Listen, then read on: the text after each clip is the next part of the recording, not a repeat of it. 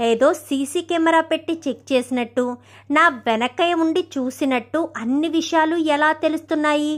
అసలు నా ఇంట్లోకి అంత ధైర్యంగా వచ్చి నా ఇంట్లో ఫోటోలు పెట్టేంత ధైర్యం ఎవరికుంది? అంత ఉదయాన్నే నా ఇంట్లోకి ఎవరు వస్తారు? అసలు ఇంట్లో నాకంటూ శత్రువులు ఉన్నారా? ఎవరు నా శత్రువులు అనుకుంటూ రాజ్ ఆలోచిస్తూ ఉంటాడు. ఏమైందండి అని చెప్పాను కానీ ఏమీ లేదు కళావతి అనగానే, మీరు నా దగ్గర ఏదైనా దాస్తున్నారా?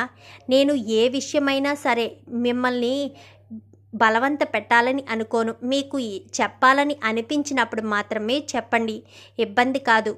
అంటే మీరు ఇబ్బంది పడుతున్నారు కదా, నేను హెల్ప్ చేద్దామన్న ఉద్దేశంతోనే మిమ్మల్ని అడుగుతున్నాను తప్ప మిమ్మల్ని అనుమానించి అవమానించాలని కాదు అని చెప్పి ఇంకా కావ్య వెళ్ళబోతూ ఉండగా కావ్యను కాస్త చేయి పట్టుకుని గట్టిగా హత్తుకుంటాడు. ఏం జరిగిందండి అని చెప్పాను కానీ ఏమీ లేదు కళావతి అని చెప్పి ఇంకా రాజు అయితే సరే నీకేదో ఒక పని ఉంటుంది కదా వెళ్ళు అని చెప్పనేసరికి కావ్య కాస్త కిందకి వెళ్ళిపోతుంది. ఏంటి రాజ్ తెగ టెన్షన్ పడుతూ ఉన్నావు అని మళ్ళీ మెసేజ్ పెట్టేసరికి ఏంటిది అసలు ఇంట్లో జరిగే ప్రతి ఒక్కటి ఎలా తెలుస్తున్నాయి? ఏం చెయ్యాలి? కావ్యను నేను ఎలా కాపాడుకోవాలి? అది ఎంత శాడిస్ట్దో నాకు బాగా తెలుసు. నాతో మాట్లాడినందుకే ఆ శైలు మొహం మీద యాసిడ్ పోసి తన జీవితాన్ని నాశనం చేసింది. ఏకంగా ఇప్పుడు కళావతి నా జీవితంలో ఉంది. నా జీవితంలోంచి నా భార్యను తొలగించడానికి ఎంతకైనా దిగజారే మనిషి అది. ఏం చేయాలి? ఎలా నా భార్యను కాపాడుకోవాలి అని ఆలోచిస్తూ ఉండగా అప్పుడే రాజు బయటకు వస్తూ ఉండగా, ఏంటి ఆమెని అంతా మనం అనుకున్నట్టే జరుగుతుందా అంటూ రుద్రాని ఫోన్ మాట్లాడుతుంది. ఒక్కసారిగా రాజు షాక్ అయిపోతాడు. అంటే ఇంట్లో జరిగే ప్రతి ఒక్కటి మోసేది అత్త. నాకు ఇంట్లో శత్రువులు ఉన్నారంటే అత్త తప్ప ఎవరుంటారు? శత్రువు అనగానే మీనింగ్ గుర్తొచ్చేది అత్త పేరే కదా. నేను అదెలా తెలుసుకోలేకపోయాను? అంతే, టెన్షన్గా ఉంటే మైండ్లోకి ఏ ఆలోచనలు రావు అని చెప్పనుకుంటూనే రాజుని దగ్గరికి వచ్చాడనగానే, వచ్చాడంటీ వచ్చాడు, ఖచ్చితంగా రాజును వదిలిపెట్టనగానే నువ్వు రాజుని పెళ్లి చేసుకోవాలి, ఇంట్లో కోడలుగా అడుగు పెట్టాలి, అదే నేను కోరుకున్నది. అప్పుడు నువ్వు నేను ఒకటిగా ఉండొచ్చు. అయినా కావ్య ఇంట్లో ఉండడం నాకు ఇష్టం లేదు. ఏం చేస్తావో ఎలా చేస్తావో కావ్యను మాత్రం అడ్డు తొలగించే. కావ్యకు డబ్బుకు లొంగే మనిషి కాదు. దాని ప్రాణాలు తీయడం తప్ప నీకు వేరే ఆప్షన్ లేదు అని చెప్పనేసరికి ఒక్కసారిగా రాజు షాక్ అవుతాడు. ఇప్పుడు నేను ఎదురు పడడం వల్ల ఎలాంటి ఉపయోగం లేదు. వాళ్ళు చేసేవి చేస్తారు, అత్త చేసేది చేస్తుంది. ఇప్పుడు నేను కళావతిని కాపాడుకోవాలి. ఏం చేయాలి? ఎలా చేయాలి? ఈ విషయం నేను అమ్మకు చెప్తే ఏదైనా ఉపయోగం ఉంటుందేమో. నా ప్రాబ్లంని మా అమ్మకు కాకపోతే ఎవరికి చెప్పుకుంటాను అనుకుంటూ రాజ్ కాస్త అపర్ణ దగ్గరికి వెళ్తాడు. అపర్ణను గదిలో కూర్చుని ఉండగా వెళ్ళి ఒళ్ళో పడుకుంటాడు. ఏమైంది నాన్న? ఏం జరిగింది? ఉదయం నుంచి చాలా టెన్షన్గా ఉన్నావు అని చెప్పాను కానీ అది ఇప్పుడు మొదలైన సమస్య కాదమ్మా. ఎప్పుడో నేను కాలేజీ డేస్లో ఉన్న సమస్య అని చెప్పాను కానీ అసలు ఏంటి సమస్య అని చెప్పనేసరికి మొత్తం అంతా కూడా రాజు చెప్పుకొచ్చేసరికి ఇప్పుడు తనెందుకు వచ్చిందిరా?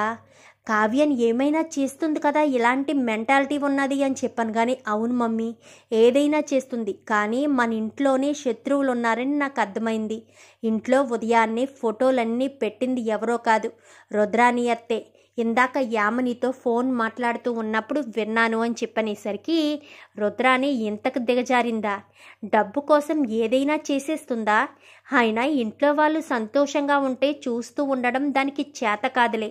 మరి ఇప్పుడు ఏం చేద్దామనుకుంటున్నావు? కావ్యాన్ని ఎలా కాపాడుకోవాలనుకుంటున్నావు అని చెప్పాను కానీ అదే నాకు అర్థం కావట్లేదమ్మా. ఏం చేయాలో ఎలా చేయాలో అర్థం కావట్లేదు. నా ఐడెంటిటీని మార్చేశాను, నేను ఇక్కడ ఉన్న అడ్రస్ని మార్చేశాను, కానీ ఎలా తెలుసుకుందా అనగానే నీకు మీ ఇంటి పేరుకి మంచి చరిత్రే ఉంది కదరా నాన్న, ఎవరిని అడిగినా ఖచ్చితంగా చెప్తారు, దాన్ని బట్టి తెలుసుకుని ఉంటుంది. అది పెద్ద గొప్ప ఏం కాదు కానీ కావ్యాన్ని ఎలా కాపాడుకుంటావో అదే ఆలోచిస్తున్నాను అనగానే ఏం చేయమంటావు మమ్మీ అని చెప్పనేసరికి నువ్వు కావ్యం తీసుకుని ఎక్కడికైనా వెళ్ళిపోతే బాగుంటుందని నా ఉద్దేశం అని చెప్పాను కానీ ఎక్కడికి మమ్మీ, నేను అలా వెళ్తున్నానన్న విషయం తెలిస్తే మళ్ళీ నా వెంట పడుతుంది కదా అని చెప్పాను కానీ తెలియకుండా వెళ్ళు. కావ్య నువ్వు ఏ ఆఫీస్కో వెళ్తున్నట్టు చెప్పండి, చెప్పి వెళ్ళిపో. తిరిగి రాకపోతే నువ్వెక్కడికి వెళ్ళావో ఏంటో ఎంక్వైరీ అయితే చేయలేదు కదా, చేస్తే మాత్రం తెలుస్తుంది పలానా దేశం వెళ్ళావని. అక్కడికి వచ్చి నిన్నేమీ బెదిరించలేదు కదా, బెదిరించాలంటే అది పెద్ద దేశం అవుతుంది కాబట్టి నువ్వెక్కడున్నావో కూడా తనకు తెలిసే అవకాశం ఉండదు అని చెప్పాను. కానీ ఎలా అయినా తెలుసుకుంటుంది కదా మమ్మీ అని చెప్పాను. కానీ తెలుసుకున్న రోజుని చూద్దాం, ముందైతే నువ్వు కావ్యం తీసుకుని ఏదో ఒక ఊరు వెళ్ళు అని చెప్పనేసరికి ఎక్కడికి వెళ్ళామంటావు మమ్మీ అనగానే, వెళ్ళేటప్పుడు కూడా చాలా జాగ్రత్తగా వెళ్ళాలి రాజ్, నీ పేరు మీద కావ్య పేరు మీద అస్సలు టికెట్స్ తీసుకోవద్దు, నువ్వు ఎలా మేనేజ్ చేస్తావో ఏం మేనేజ్ చేస్తావో నీ ఇష్టం అని చెప్పనేసరికి సరే మమ్మీ ఆలోచిస్తాను, కళావతి ఒప్పుకోవాలి కదా అని చెప్పాను. కానీ కావ్యకి విషయాలు ఏం చెప్పకు, నార్మల్గానే హనీమూన్కి వెళ్తున్నామనో ఏదో ఒకటి చెప్పు, అక్కడికి వెళ్ళాక అక్కడ నువ్వన్నీ చూసుకో, ఇక్కడ నేనంతా చూసుకుంటాను, ఇక్కడ మరి కంపెనీ బాధ్యతలు అని చెప్పాను. కానీ అవి మీ డాడీ చూసుకుంటారులే, మీ డాడీకి నేను చెప్తాను ఈ ప్రాబ్లం గురించి అనగానే, చాలా థ్యాంక్స్ మమ్మీ అని చెప్పనేసరికి ముందు అయితే కావ్యను జాగ్రత్తగా చూసుకో,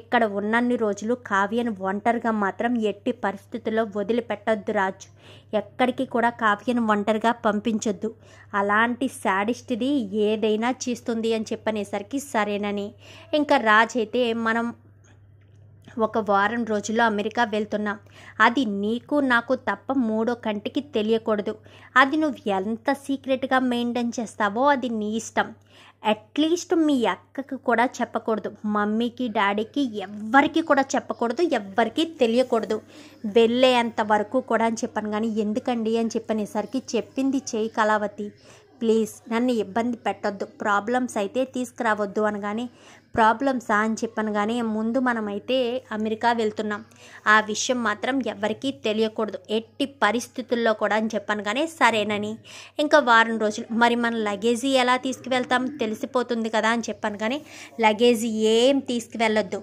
అది ఎలా అంటే ఏ నైట్ టైమో తీసుకెళ్ళి మనం కారులో జాగ్రత్తగా ఒక్కొక్కటిగా మన బ్యాగులన్నీ కూడా కారులో పెట్టుకోవాలి, మామూలుగా మరుసటి రోజు ఏదో ఆఫీస్కి వెళ్తున్నట్టుగా మనం వెళ్ళిపోవాలే తప్ప ఇక్కడ ఉండకూడదు. కానీ మీరు ఏదో సమస్య వచ్చింది దాని గురించి బాధపడుతున్నారు అనగానే, నీకంతా ఇక్కడ కాదు అమెరికా వెళ్ళాక చెప్తాను, ఇక్కడ మాత్రం నన్ను ఇబ్బంది పెట్టొద్దని ఇంకా రాజ్ అయితే కావ్యం తీసుకుని అమెరికా అయితే వెళ్ళిపోతాడు.